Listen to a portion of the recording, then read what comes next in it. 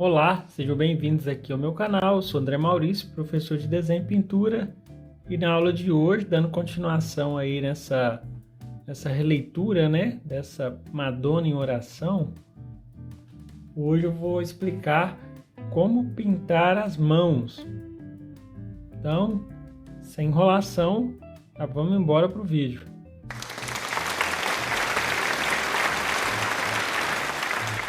Já vou dar início aqui explicando tudo que eu tenho na tela aqui para que você se familiarize, né, aqui com essa etapa. Eu já tenho a pintura aqui feita até essa etapa, né, desenho, parte do tecido, tudo já foi preparado em aulas anteriores a essa, que tem todos no canal, inclusive na descrição desse vídeo.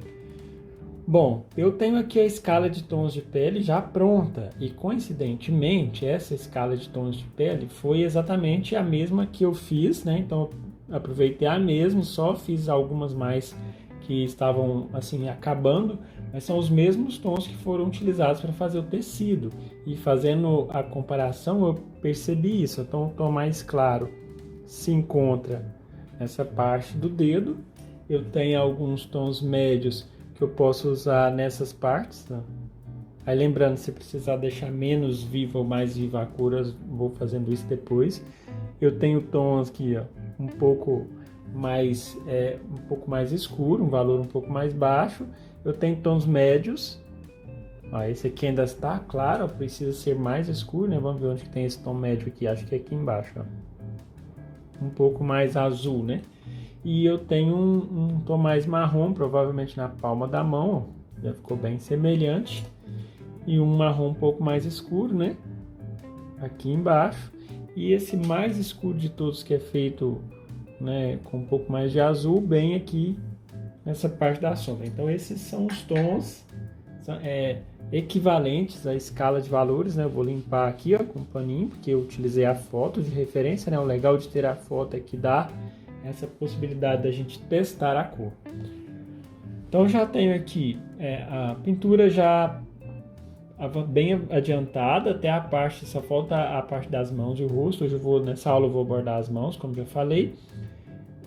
Tem aqui a escala de tons de pele, que foi feito já, só para relembrar: branco de titânio, amarelo cádmio escuro, vermelho cádmio alaranjado, vermelho cádmio claro, azul ultramar e azul da Prússia. O azul da Prússia não vai entrar na escala de tons de pele.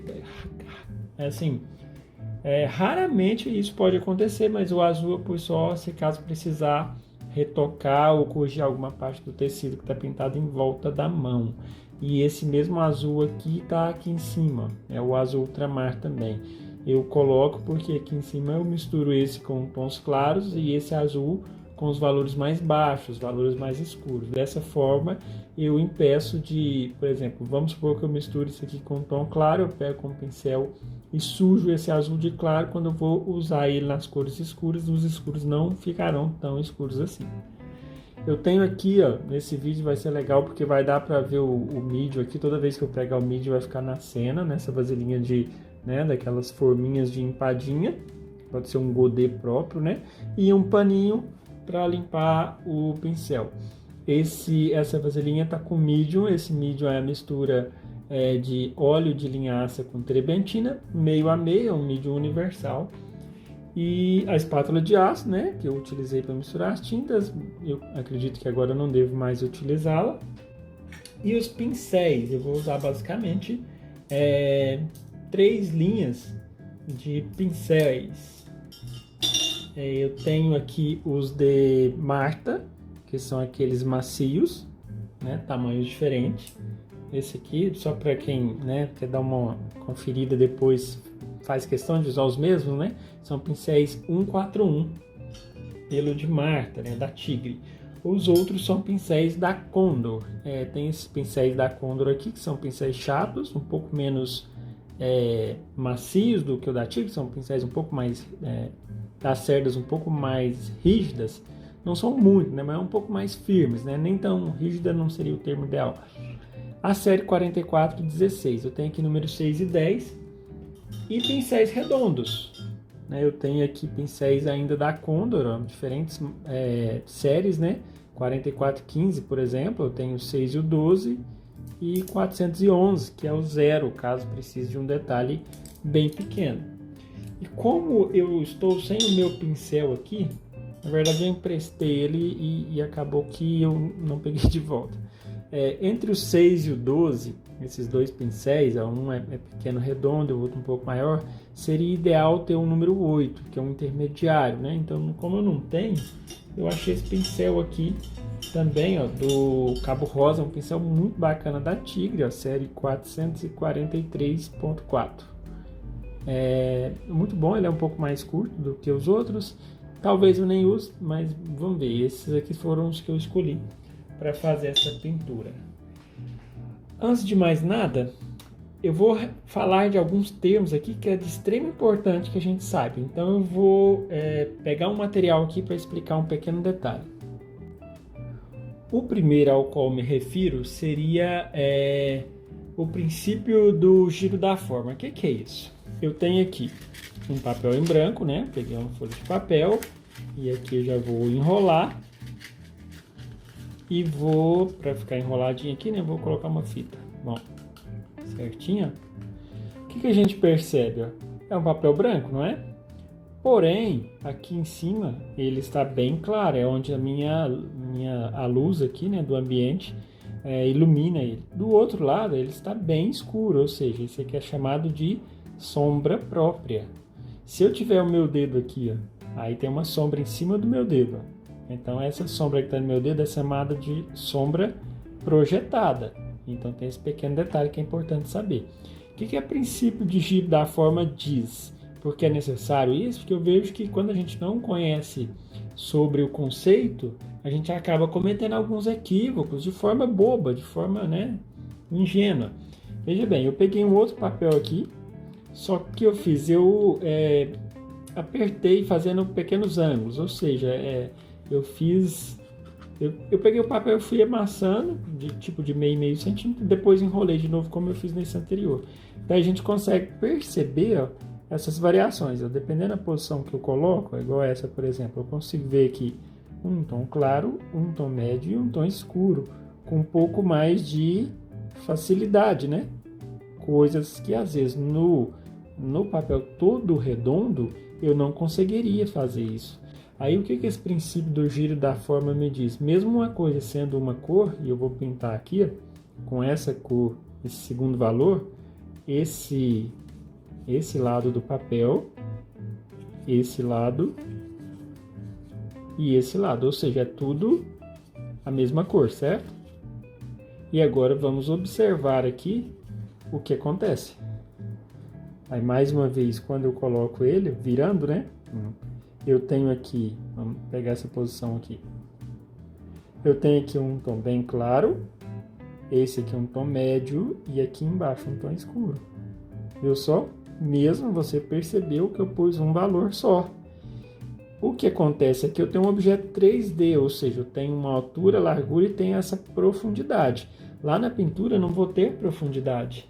Eu vou ter só altura e largura. A profundidade eu vou conseguir ela mediante a isso aqui, ó, que seria colocar um valor claro, depois colocar um segundo valor mais médio, só que ao invés de deixar a divisa, eu vou esfumando entre um e outro, um outro valor.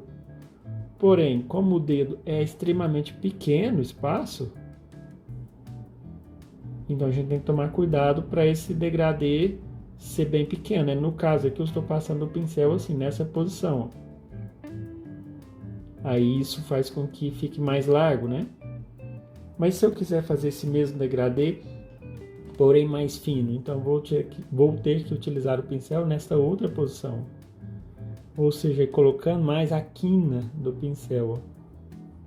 E cada pequeno filete vai ser uma cor diferente. Então esse é o princípio do giro da forma, ou seja, a cada pequeno espaço que vai fazendo a curva, ele recebe a luz de forma diferente.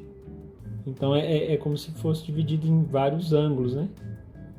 Só que a gente não consegue perceber os ângulos em uma superfície arredondada, né? Em uma curva, por exemplo. Porque são muito discretos, né? As transições. Então esse é o conceito principal, né? Primeira coisa é essa. Segunda coisa, segundo fator importante aqui, né? Vou limpar o pincel aqui e deixar do lado. Quando eu tenho um objeto, e esse eu acho que é um dos fatores mais importantes que tem, eu tenho esse objeto aqui que está sendo iluminado da esquerda e tem uma luz nessa parte. Falei o contrário, né? Tem uma luz aqui na minha esquerda e tem uma sombra na minha direita, certo? Quando eu aproximo outro objeto, o que acontece? Viu só? Tava tudo sombra e agora tem luz refletida, olha só. Dependendo da posição que eu fico, ó, mais aumenta a sombra ou não. Então agora eu já tenho uma sombra projetada, uma sombra própria e a luz refletida. Ou seja, essa aqui, ó, é a sombra projetada, essa aqui é a sombra própria e essa aqui, ó, vai ser a luz refletida, aquele filete. Quais são os erros comuns que acontecem? A pessoa esquece dessa luz refletida. Isso pode ser um dos erros. Outro erro, que é pior ainda, eu acho. A pessoa coloca essa luz refletida como sendo a luz direta. Essa luz direta, essa, é luz de primeira categoria, ou seja, a luz bate diretamente aqui nesse ponto. Aqui também bate já com mais fraqueza um pouco, porque está um pouco mais distante. Mas essa que bate aqui nessa superfície, né, que é chamada de luz refletida, pois ela vem, bate aqui e retorna, ela não é uma luz tão clara quanto essa, pois ela já não tem a mesma força, ela já é refletida. Para ela ser exatamente clara igual a essa superfície aqui teria que ser, por exemplo, uma superfície polida.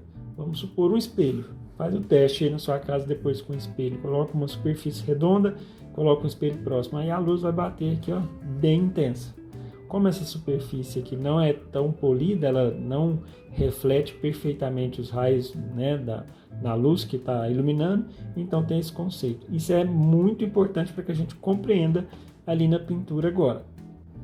Pois bem, já sabendo da parte teórica, o que é muito importante, né, eu começo pelos tons mais escuros.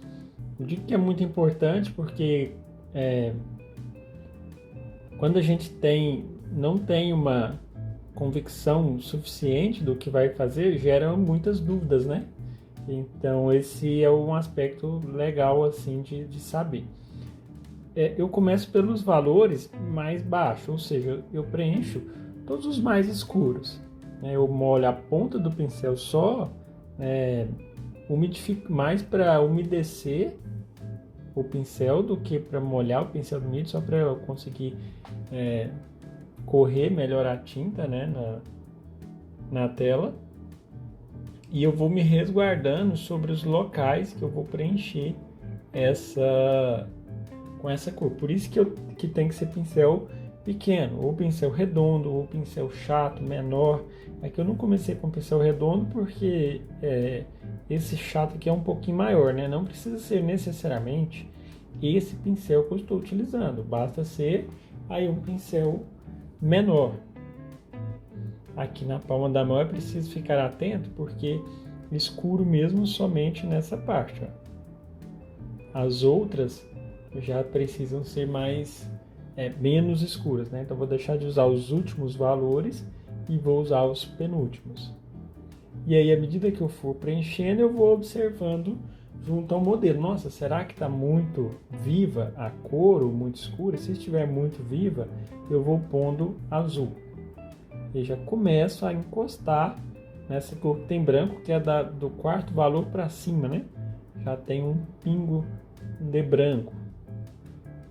Então já tenho essa parte aqui, praticamente não muda muito de cor. Lembra de eu explicar sobre a superfície arredondada que vai tendo a transição de valores?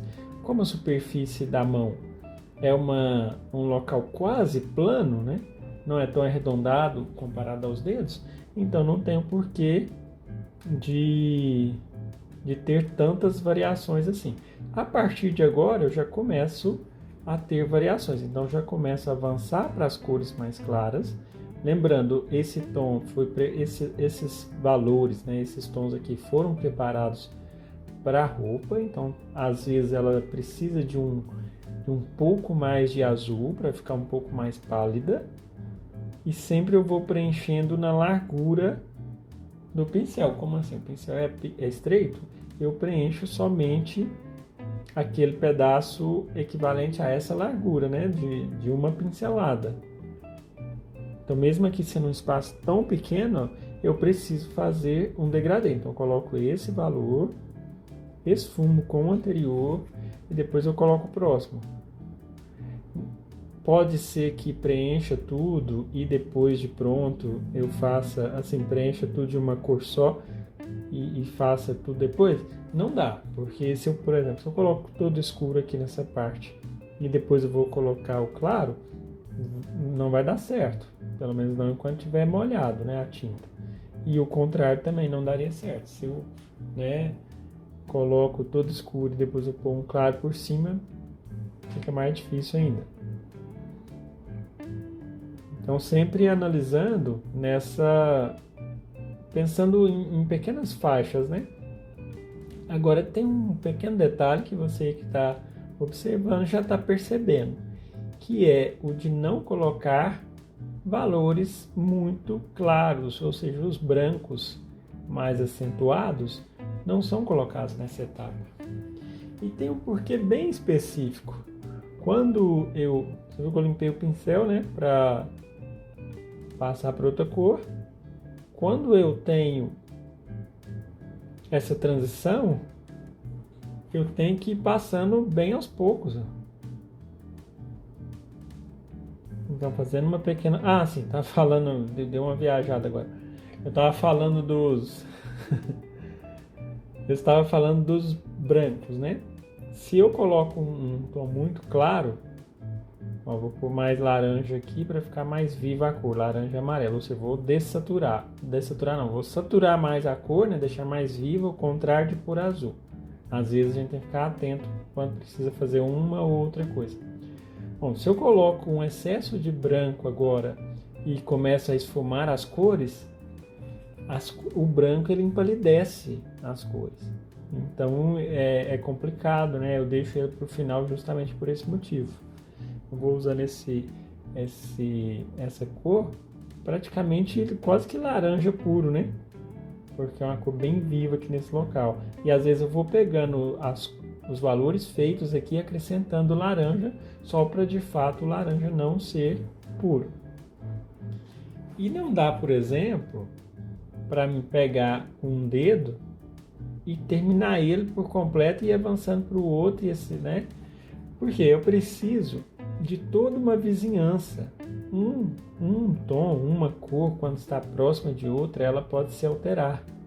É diferente de ver a tela aqui por baixo, né? O desenho só no cinza. Então, quando tem as cores, a percepção da nuance, a percepção daquele valor, ela se altera. Então, daí a necessidade de se fazer esse conjunto. E aqui, ó, veja bem, eu estou preenchendo um valor claro e ele está começando a querer entrar na sombra. Então, é como se eu falasse para ele, opa, pode parar por aí.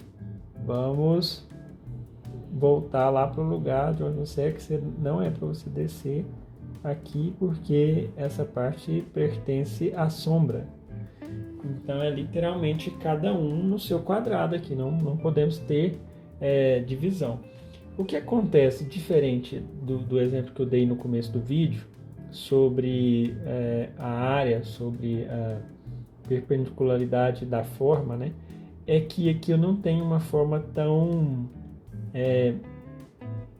como é que eu vou dizer, tão plana, tão perfeita, né? Os dedos não são extremamente roliços como um cubo, por exemplo. Cubo não, um cilindro, né? Cubo? Onde eu arrumei cubo, gente? Tá. Um cilindro, que é aquela superfície arredondada perfeita, né? Nos dedos eu tenho as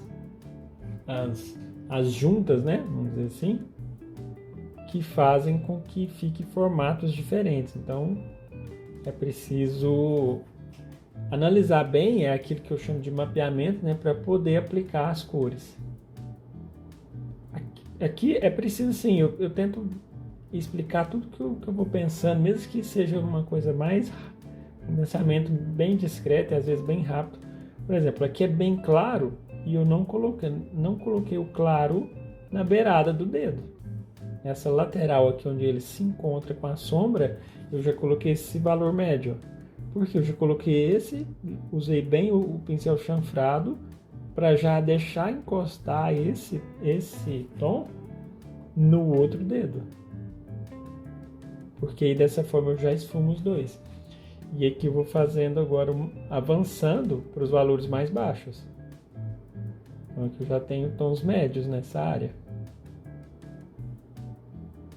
E eu vou sempre me perguntando aonde exatamente que tem qual o valor que predomina. Por exemplo, esse aqui está predominando é o tom claro, esse dedo menor, né? No próximo, parece que já está meio a meio. No dedo médio também está meio a meio. A partir do quarto dedo aqui, parece que ele já está quase todo em sombra. Bem ao contrário desse primeiro. Então é preciso fazer essa análise para saber exatamente até onde eu posso preencher com cada uma das cores, né? Então agora chega naquele detalhe que eu disse, ó. Esse aqui seria o formato bem redondinho, né? Porém, não é exatamente assim esse formato tão redondo assim, sem articulações, né? Então eu vejo, nossa, a primeira articulação está alinhada com a do meio do dedo superior. Do dedo superior, está superior a ela. Do próximo dedo ali. E a outra está um pouco mais embaixo. Então isso eu vou desenhando por cima da tela, porque são detalhes pequenos, né? Inclusive unha, né? Um erro comum, vamos dar para o pincel redondo aqui, um erro bastante comum é colocar a unha branca, né? Então mesmo que a pessoa tenha pintado a unha com esmalte branco, não vai ser completamente branco. Então eu deixo para marcar o desenho da unha por cima. Até porque para não ficar pedaços de tinta sem encontrar, né? Alguma coisa assim. Então com pouquíssima tinta, só mesmo para insinuar, né? Essa separação. Então esse é o formato, né, inicial da pintura. Essa é um dedo que está aberto, ou seja, ele está longe dos outros dedos, então ele não tem, vou limpar o pincel aqui, não tem luz refletida. Né? Pelo menos não tem uma luz refletida tão nítida quanto vai ter nos próximos dedos. Aí eu vou encher aqui, lembrando de quando for mudar de valor, pegar um valor bem próximo e esfumar com o anterior. Mesmo os dedos que tem na sombra, né, na penumbra, eles precisam ter uma pequena variação de cores. Então esse aqui não vai ter uma grande variação, mas pelo menos 3, né, um mais escuro, um menos escuro e agora um pouco mais claro. Mas não deixa de ter sempre essas 3 características.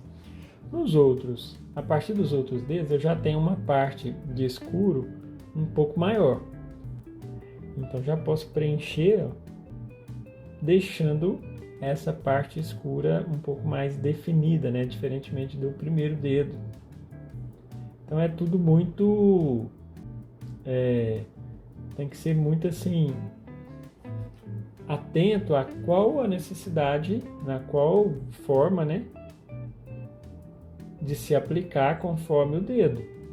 Conforme o tamanho da área de sombra e etc. Né? A gente tem que ser bem flexível, não pode ser muito rígido em uma única forma de fazer. Então, muito escuro, segundo, agora o próximo. Lembrando sempre de quando eu coloco o próximo, eu já coloco buscando dar uma pequena esfumada. E aqui, como você pode perceber, eu estou deixando o filete para a luz refletida ali. Como você viu, né, no começo do vídeo, aí, o exemplo agora está bem claro, né, o porquê de acontecer essa luz refletida, né? No caso da mão dela, a luz vem de baixo um pouco à esquerda, né? Então, não tão de baixo, vem da esquerda aqui, né? Como se estivesse vindo dessa direção, né? Um ângulo assim meio com 45 graus aqui nessa direção aqui. e aí faz com que a luz bata no outro dedo que está próximo ali e volte a ser refletida aqui, e com aquela cautela, com aquele cuidado da luz refletida não colocar um valor muito claro. Eu vou colocar aqui, ó, quando sai da sombra, que é esse terceiro, eu já pego o próximo, que seria um meio tom, né? E já vou passando aqui nessa parte. O primeiro momento, quando eu faço esse preenchimento, fica assim meio dessa forma bem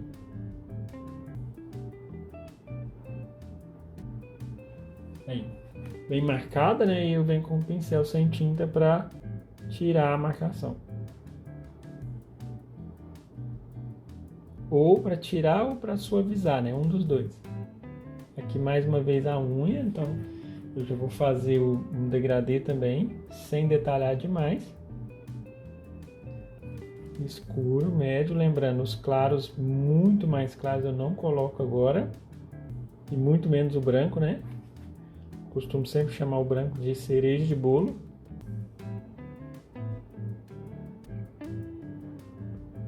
Já tem uma parte preenchida. O outro dedo vai ser da mesma forma. Inclusive, vou até fazer um pequeno pedaço dele aqui, já para a gente ter uma noção de como que vai ser feito, né?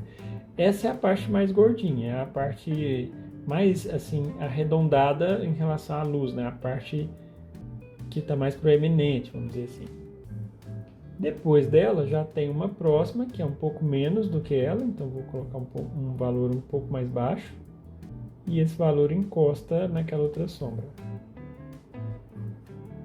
E agora eu começo a fazer a transição de forma muito suave para os próximos, com bastante cuidado para ir passando aos poucos. E aqui, para não perder o desenho, embora por mais cuidado que a gente tenha, o desenho ele simplesmente se perde, né? Por isso que a gente tem que ter, né, treinado bastante assim, a questão do desenho, porque a forma vai ser perdida, né? A gente vai perder o controle da forma vez ou outra, né? Quase impossível pintar mantendo todas as partes, né? Cada uma no seu devido lugar, até porque as cores têm que todas precisam se esfumar muito bem, né? E aqui um valor um pouco mais escuro. Então eu já vou obedecendo aquela regra. Se é na sombra, não pode ir branco, de forma alguma. Então, desse meio do dedo para o outro lado, eu já preciso usar os 3 valores mais baixos aqui. Mesmo que não seja exatamente, que tem que fazer algum ajuste, né? Já busco tentar deixar mais ou menos estruturado aquele desenho da divisa aqui das articulações, né? Das dobras de cada dedo, e mais uma vez aqui a luz refletida.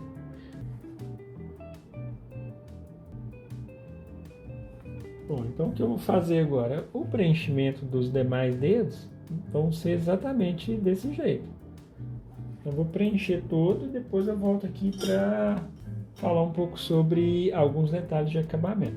Só um pequeno detalhe, quando chegar em uma parte grande, eu vou molhar o pincel, tirar o excesso. Quando chegar em uma parte grande, eu não preciso hesitar em trocar para utilizar um pincel maior. Porque um pincel pequeno, além dele deixar muita marca de pincel, ele vai ser muito demorado para se preencher, né? Outro pequeno detalhe também que estou me lembrando agora, foi até relacionado a uma pequena dúvida aí que eu tive uma pergunta, se não me engano, foi até no particular, né? Não foi aqui nos comentários do canal, não. É que sobre como que faz para deixar a pele de uma forma que não fica parecendo encerado, né? Parecendo que tá liso, né? Tipo pele de boneca, né? Então, a dica vai pintando sem alisar demais a pintura. Então, vai fazendo pequenas pinceladas em X e evitando colocar pouca tinta demais. Tem que ficar uma pequena textura assim bem discreta. Isso depois de pronto a gente vai ajustar um pouco mais, né? Mas já vai buscando deixar não tão liso assim. A questão dos valores é importante, tipo aqui nesse lugar tem um pequeno osso, né? E aí ele vai ser demonstrada essa diferença por causa de um valor mais escuro. Então, pequenas coisas que existem por baixo da pele, tipo algum osso, veia,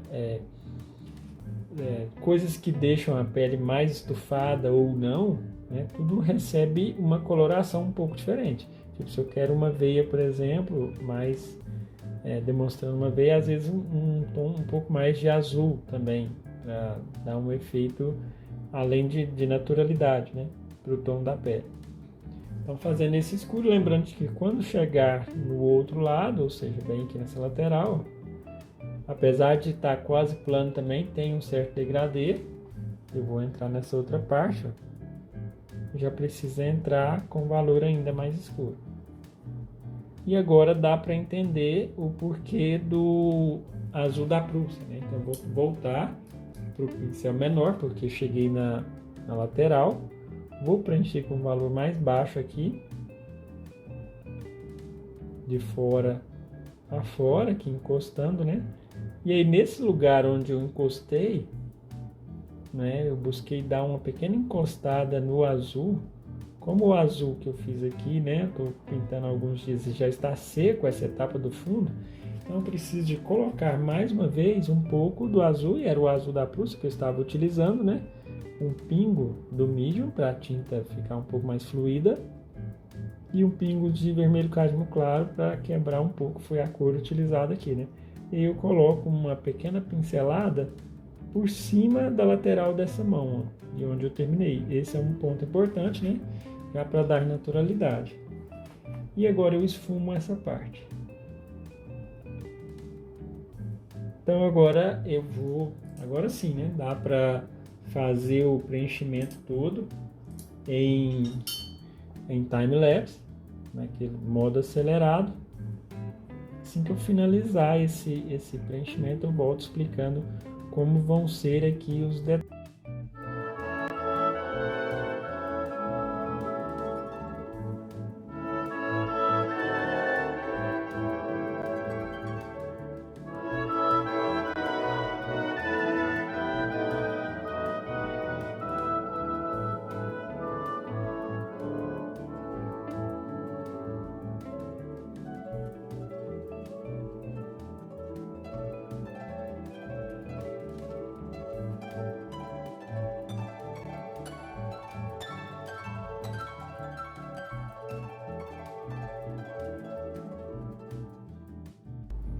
Até nessa etapa aqui, 2 pontos são de grande importância. Então, vou falar eles aqui, que é observar bem os degradês e deixar bem as transições, né, de uma para outra. Isso é um fator relevante nessa primeira etapa. Então, veja que esse primeiro dedo predomina claro, esse está meio a meio, esse está mais ou menos meio a meio, esse predomina escuro. Isso é um fator importante. Esfumar, além de fazer o degradê, buscar esfumar as bordas, ou seja, eliminar um pouco esses traços e essas diferenças acentuadas, né, no final de cada borda, né, vamos dizer assim, de dedos. E se for necessário, você pode inclusive usar nesse momento que se utiliza aqueles pincéis pelo de Marta, né, são pincéis bastante macios que servem para esfumar bem um valor com o outro, caso esteja ficado ainda um pouco meio grosseira a pintura, né? Para ficar mais suave. Então isso serve, assim, esse eu trabalho mais com pincel sem tinta para fazer esses detalhes, né? E um segundo fator no preenchimento. Então o primeiro está relacionado ao degradê, com a aplicação, né, o mais correta possível de cada valor e cada cor, tonalidade em seu devido local. E o segundo passo, o segundo ponto importante que eu venho falar com você aqui, é sobre a quantidade de tinta. Procure não deixar muito pouquinha tinta, mas também tente não deixar muito grosso de tinta, né? O ideal é que a gente encontre aí o caminho do meio, é o ponto-chave, é o segredo para que fique fácil de trabalhar por cima depois com a tinta, né? Para poder modelar, fazer alterações de correção para mais ou para menos, né? Com muita tinta isso ficaria difícil de ser executado e com pouca tinta também ficaria difícil da mesma forma. Vou para a etapa do acabamento. Qual que é o jeito que eu faço, né? Geralmente eu começo pelos extremos, eu vejo onde que estão os pontos mais claros e pego o valor mais alto, ainda sem o branco, né? Então eu venho aplicando e para ficar constante eu faço em conjunto, ou seja, eu coloco todos os valores mais claros nas redondezas aqui, né? No mesmo, para aproveitar o pincel, para aproveitar a cor, ó, eu venho colocando todos.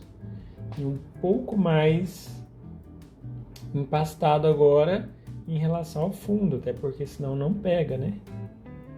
E eu já tenho que colocar essas pinceladas pensando em formar os detalhes, né? Tipo, eu coloco essa pincelada já para formar a unha, né? A borda lá de fora da unha. Uma outra pincelada na parte superior, fazendo uma curva para separar um dedo do outro.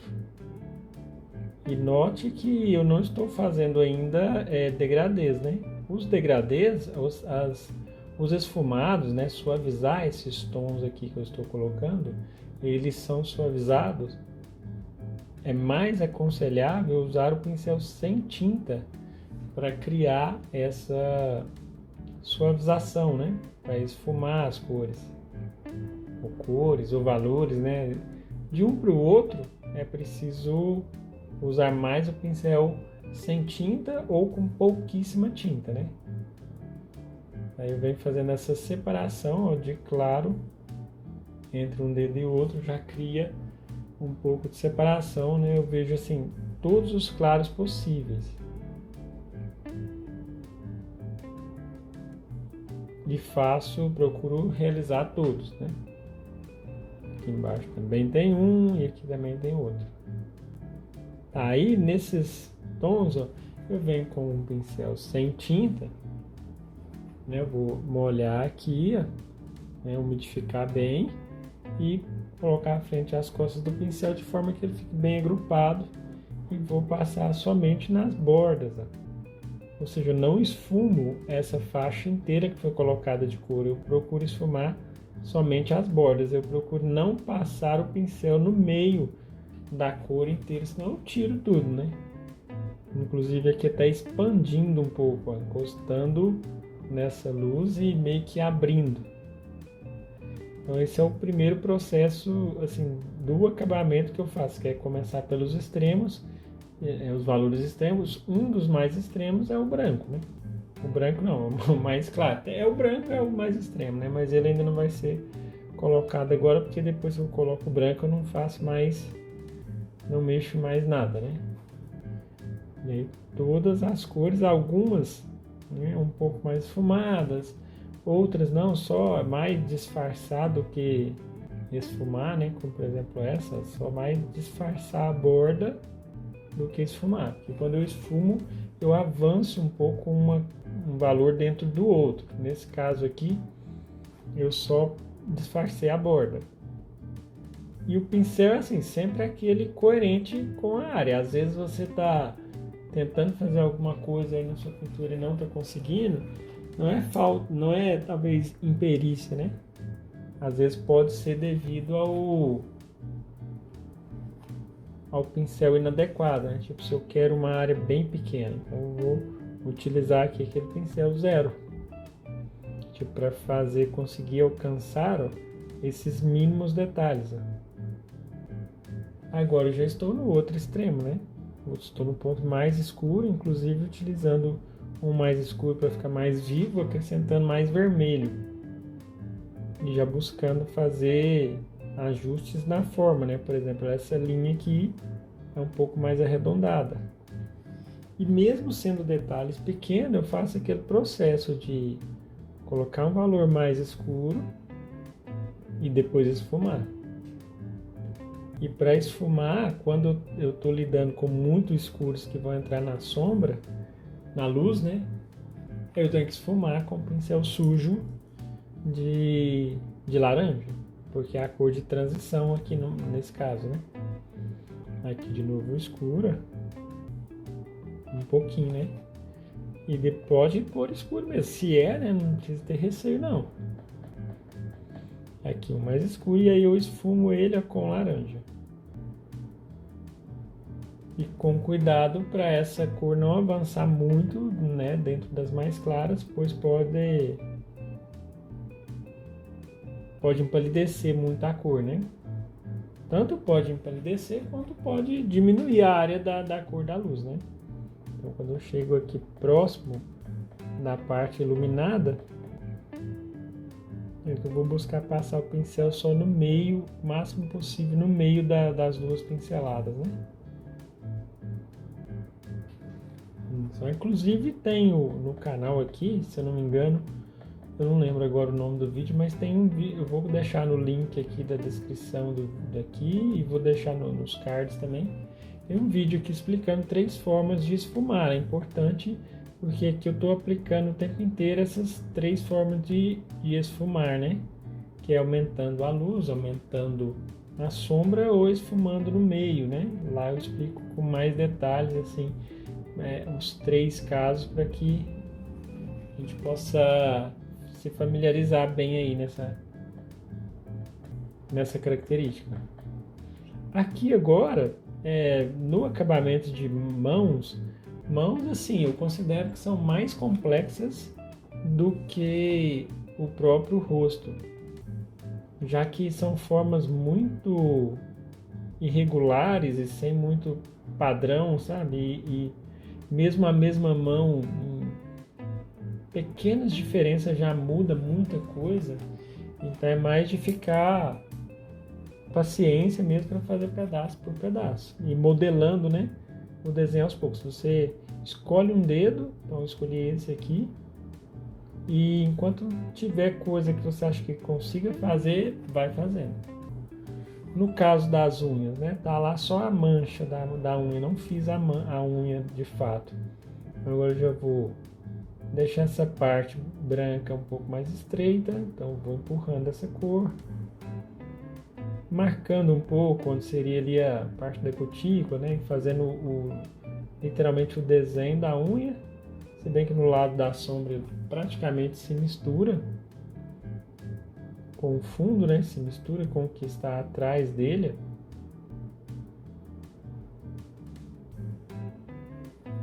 E mesmo na unha ainda tem degradês, né? Eu tenho um mais escuro bem na borda, nessa parte aqui já precisa, no lado esquerdo já tem que ser um pouco mais claro. Lembrando que tudo vai ter degradê, né? Nada é um único tom, né? Um único valor. E aqui no meio dos 2 tons, mais um para passar a transição aqui para não encostar o escuro no mais claro. E eu já venho esfumando novamente e esfumando novamente. Agora eu já vou começar a trabalhar com mais detalhes nas articulações. Tipo aqui, por exemplo, eu vejo naquele dedo eu vejo um formato que tem algo lembrando uma voltinha, uma letra C ao contrário, deitada. O importante é buscar formatos, né? Se, por exemplo, formatos circulares, triangulares, ou então comparar com letras, tipo, esse aqui parece uma letra S, esse aqui parece um C, e assim por diante. Fazendo comparações, nós saímos um pouco da linguagem simbólica, saímos um pouco do que significa aquilo, né? E passa a ver na linguagem da pintura mesmo, que é ver formas. Agora eu já coloco um pouco de branco aqui para ter mais certeza, né, para avançar mais para a definição dos detalhes, né? E para colocar esse branco eu analiso muito bem assim, qual que seria o melhor local possível para arrumar, né? Não pode ser muito aleatório, até porque tem coerência de todos os dedos, né, recebendo a mesma fonte de iluminação aqui, então tem que ter um certo padrão, né, essas luzes. E aí recebe essa iluminação, e aí na hora de esfumar também para eliminar um pouco as bordas.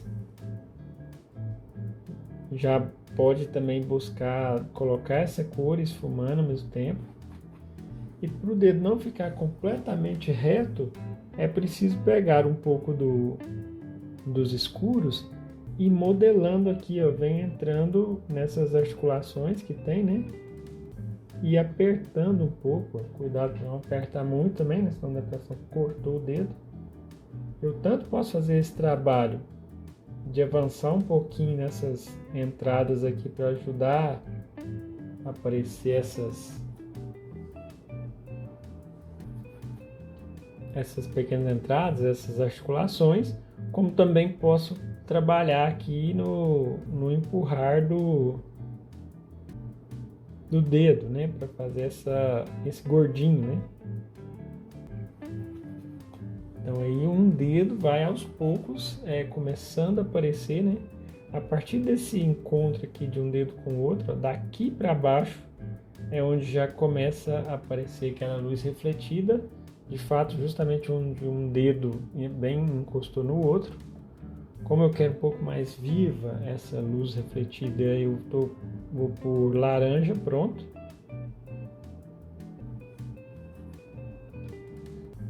Então é um trabalho assim, como eu disse, né? Quando a gente pinta, o legal de fazer pintura, seja desenho ou pintura, de fazer trabalhos manuais no geral, né, artesanais, não necessariamente só a pintura, é que são coisas minuciosas que não se faz e vê o resultado imediato. Você tem que ir fazendo uma construção aos poucos.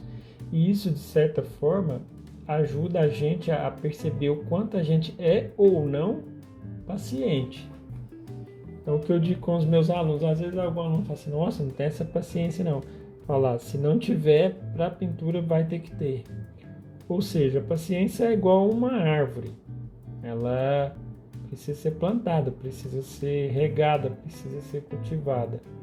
E aos poucos, né, quanto mais a gente vai fazendo, naturalmente a gente vai ficando mais com a paciência maior, né? Ou seja, ficando com mais atenção aos detalhes, conseguindo se concentrar mais. Tudo isso são fatores do bem-estar que a pintura em si traz para a gente, né? Ela faz com que a gente possa despertar as melhores coisas que a gente tem internamente, né? Pois cada vez mais a gente precisa acessar, né, as nossas virtudes, tais como assim, né, e sentimentos mais de paciência, de perseverança, de persistência. Então tudo isso são características nossas, né, características da humanidade, né? Então coisa que realmente a gente tem.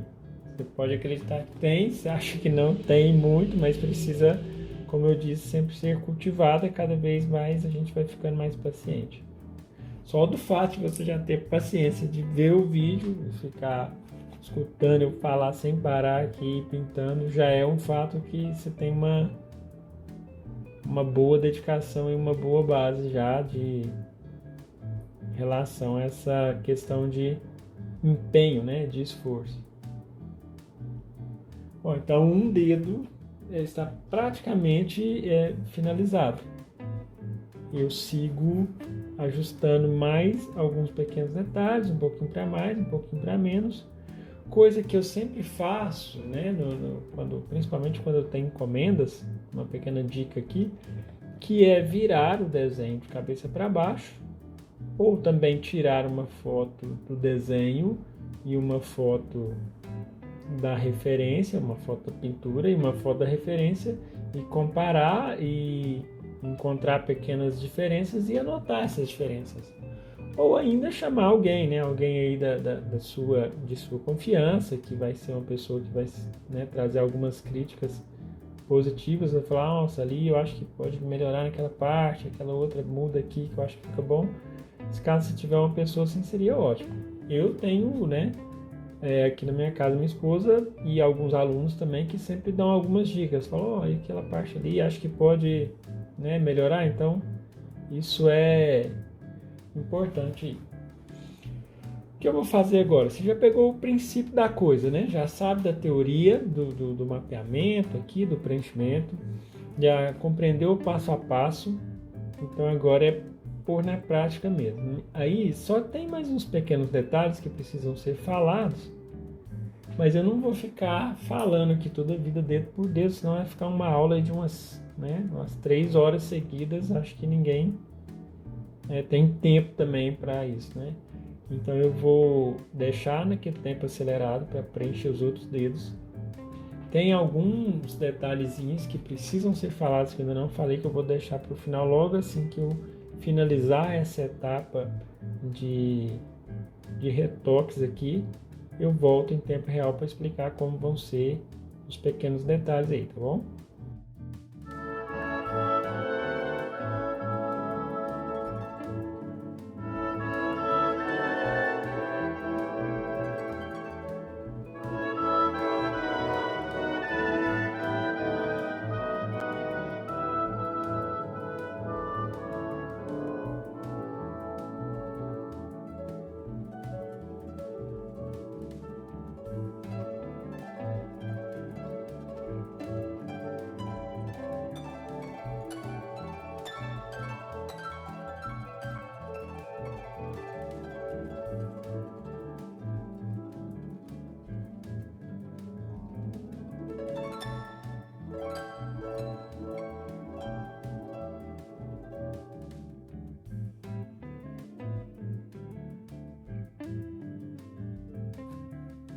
Bom, finalizada aí toda essa parte, a gente vê que realmente as mãos são coisas que têm bastante detalhes. Por mais que a gente faça, ainda tem ajustes, né, que podem ser feitos. Aí eu vou fazer duas coisinhas agora na etapa de acabamento. A primeira, que é pôr o branco puro, né, naqueles brilhos um pouco mais acentuados, e não esfumar muito, deixar quase que esse branco um pouco superficial, naqueles pontos um pouco mais claros. E a fim de dar um pouco mais de brilho, isso também para você que vem acompanhando uma sequência de aulas no canal sabe que isso é sempre comum de acontecer, que é eu aplicar uma luz fria. Eu vou pegar aqui um pouco de azul com branco. Se ficar frio demais, né? Se ficar muito azulado, eu volto um pouco no tom de pele, mas é mais azul e branco mesmo. Fica um azul assim bem, bem clarinho, quase imperceptível. E aí eu coloco no centro daquela parte, ó, eu acentuo com um brilho ligeiramente azulado. Isso, né, praticamente é imperceptível. Né? Só quando a gente olha de perto, a gente conhece, sabe sobre isso, a gente vê, né, que tem essa característica de uma luz ligeiramente mais fria que contrasta mais por cima de uma base toda de cores quentes. No caso, principalmente os laranjas e amarelos, né? Então esse é um pequeno macete, uma pequena dica que todas as pinturas que você fizer, você pode, né, ajustar no finalzinho o que eu chamo de cereja de bolo, depois de tudo prontinho. A área, como sempre, depende do pincel, né? O pincel sempre depende da área, quer dizer, trocado aí. Se você tem uma área grande, use um pincel grande. Se você tem uma área pequena, naturalmente use um pincel pequeno. E para esses claros, são claros ligeiramente empastados, ou seja, são claros com um pouco de tinta mais grossa, né? O pincel tem que estar um pouco mais carregado de tinta. A tinta precisa estar mais espessa. Bom, no mais é isso. Tem muitas coisas para fazer, ainda tem algumas coisinhas, mas eu vou me dando por satisfeito, até porque a gente vai se cansando muito. Então, se ainda não estiver satisfeito, mas quiser dar algum retoque, é melhor então esperar secar e dar alguns retoques do que ficar insistindo, ajustar algumas coisinhas e acabar por estragar o que já está feito. No mais é isso, te agradeço, né, por acompanhar aí mais uma aula e aguardo você aí na próxima aula, no próximo vídeo aula, né, o próximo tutorial onde eu vou explicar aí como vamos entrar na parte do rosto. Um grande abraço e até a próxima.